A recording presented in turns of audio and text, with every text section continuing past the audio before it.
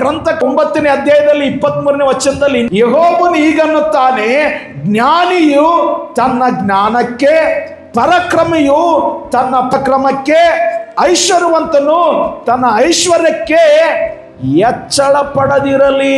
ಅಂದ್ರೆ ಕೊಚ್ಚಿಕೊಳ್ಳದಿರಲಿ, ಅತಿಶಯ ಪಡದಿರಲಿ, ಬಡಾಯಿ ಕೊಚ್ಚಿಕೊಳ್ಳದಿರಲಿ ಎಂಬುದಾಗಿ ಹೇಳ್ತಾ ಇದ್ದಾನೆ. ಅದು ಜ್ಞಾನವಾಗಿರಲಿ, ಬಲವಾಗಿರಲಿ, ಐಶ್ವರ್ಯವಾಗಿರಲಿ, ಎಚ್ಚಳ ಪಡಬೇಡ, ಕೊಚ್ಚಿಕೊಳ್ಳಬೇಡ ಎಂಬುದಾಗಿ ಹೇಳುತ್ತದೆ. ಯಾಕೆ ಆ ವಿಷಯಗಳಲ್ಲಿ ಕೊಚ್ಚಿಕೊಳ್ಳಬೇಡ ಅಂತ ಹೇಳುತ್ತದೆ ಅಂದ್ರೆ ಅವೆಲ್ಲವೂ ಗತಿಸಿ ಹೋಗುತ್ತವೆ. ಅದು ನಿನ್ನನ್ನು ನಿತ್ಯತ್ವಕ್ಕೆ ತೆಗೆದುಕೊಂಡು ಹೋಗುವುದಿಲ್ಲ. ಅದರಿಂದ ನಿನಗೆ ನಿತ್ಯತ್ವ ಸಿಗುವುದಿಲ್ಲ. ಮತ್ತೆ ಯಾರಲ್ಲಿ? ಕ್ರಿಸ್ತನಲ್ಲಿ. ಏನಾದ್ರೂ ನೀವು ಹೊಗಳಿಕೊಳ್ಳಬೇಕಾದ್ರೆ ಯೇಸುನ್ನೇ ಹೊಗಳಬೇಕ್ರಿ. ಇವತ್ತು ನಿಮಗೆ ಪ್ರಖ್ಯಾತಿಗೆ ಬಂದಿರಲಿ, ಪರವಾಗಿಲ್ಲ. ನೀವು ಹೆಚ್ಚಾದಂಥ ಘನತೆ ಉಳ್ಳವರಾಗಿರಲಿ, ಪರವಾಗಿಲ್ಲ. ಇಲ್ಲಿ ಏನು ಹೇಳ್ತಾನಂತಂದ್ರೆ, ನಾನು ಕಡಿಮೆಯಾಗಬೇಕು, ಯೇಸು ಹೆಚ್ಚಾಗಬೇಕು. ಪ್ರಿಯರೇ, ನನ್ನ ಸ್ವಭಾವಗಳು ಕಡಿಮೆಯಾಗಬೇಕು, ನಾನು ಎನ್ನುವಂಥದ್ದು ಕಡಿಮೆಯಾಗಬೇಕು, ಯೇಸು ಎನ್ನುವಂಥದ್ದು ಹೆಚ್ಚಾಗಬೇಕೆಂಬುದಾಗಿ ಮಾತ್ರ ದೇವರ ಒಂದು ಗುಣಲಕ್ಷಣಗಳನ್ನು ಧರಿಸಿಕೊಳ್ಳುವುದರಲ್ಲಿ ನಾವು ಬಾಧ್ಯಸ್ಥರಾಗ್ತೇವೆ.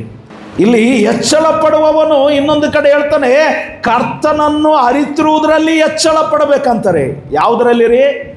ರಕ್ಷಣೆ, ಪ್ರಾರ್ಥನೆ, ವಾಕ್ಯ, ದೇವರ ಸನ್ನಿಧಿಯಲ್ಲೇ ಹೆಚ್ಚಳ ಪಡಬೇಕ್ರಿ. ಬೇರೆ ಯಾವುದರಲ್ಲಿ ಹೆಚ್ಚಳ ಪಡಬಾರ್ದು ನಾವು.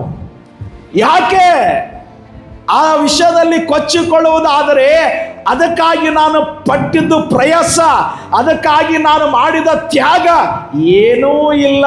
ಅದರ ಹಿಂದೆ ದೇವರ ಬಲ ಇದೆ ಎಂಬುದಾಗಿ ಅರ್ಥ ಮಾಡಿಕೊಳ್ಳಬೇಕು ನಾವು. ದೇವರ ಬಲ, ದೇವರ ಪ್ರೀತಿ, ದೇವರ ನಡೆಸುವಿಕೆ, ದೇವರ ಸಂರಕ್ಷಣೆ ಇರೋದ್ರಿಂದನೇ ನಾವು ಇದುವರೆಗೂ ಕೂಡ ನಾವು ನಡೀತಾ ಇದ್ದೇವೆ. ಮೊದಲನೇ ಕೊರಿಂಥ 1ನೇ ಅಧ್ಯಾಯ 29-31ನೇ ವಚನದಲ್ಲಿ, ಹೆಚ್ಚಳ ಪಡುವವನು ಯಾರಲ್ಲಿ ಹೆಚ್ಚಳ ಪಡಲಿ? ಕರ್ತನಲ್ಲಿಯೇ. ಅಮ್ಮ, ನೀವು ಹೆಚ್ಚಳ ಪಡಬೇಕು. ಪ್ರೀತಿಯ ಸಹೋದರ ಸಹೋದರಿಯರೇ, ನೀವೇನಾದರೂ ಹೆಚ್ಚಳ ಪಡಬೇಕಾದ್ರೆ ಹಣದಲ್ಲಿ, ಸ್ಥಾನದಲ್ಲಿ, ನಿಮಗಿರುವಂಥ ಆಸ್ತಿಯಲ್ಲಿ, ಅಂತಸ್ತಲ್ಲಿ ಹೆಚ್ಚಳ ಪಡಬೇಡ್ರಿ. ಯೇಸುವಿನಲ್ಲಿ ಮಾತ್ರ ಹೆಚ್ಚಳ ಪಡ್ರಿ. ಯಾಕೆ ಗೊತ್ತದ್ರಿ? ಕ್ರಿಸ್ತನಲ್ಲಿ ಪ್ರತಿ ಸಾರಿ ನೀನು ಹೆಚ್ಚಳ ಪಡುವುದಕ್ಕೆ ಹೋದರೆ ಯೇಸು ಕ್ರಿಸ್ತನು ನಿನ್ನೊಟ್ಟಿಗೆ ನಿರಂತರವಾಗಿ ಬರುವಾತನಾಗಿದ್ದಾನ್ರಿ. ವಚನ ಹೇಳ್ತದೆ, ಆತನು ನಿನಗೆ ಮುಂಬಲವಾಗಿ ಹಿಂಬಲವಾಗಿ ನಡೆಸುವುದಕ್ಕೆ ಶಕ್ತನಾಗಿದ್ದಾನ್ರಿ.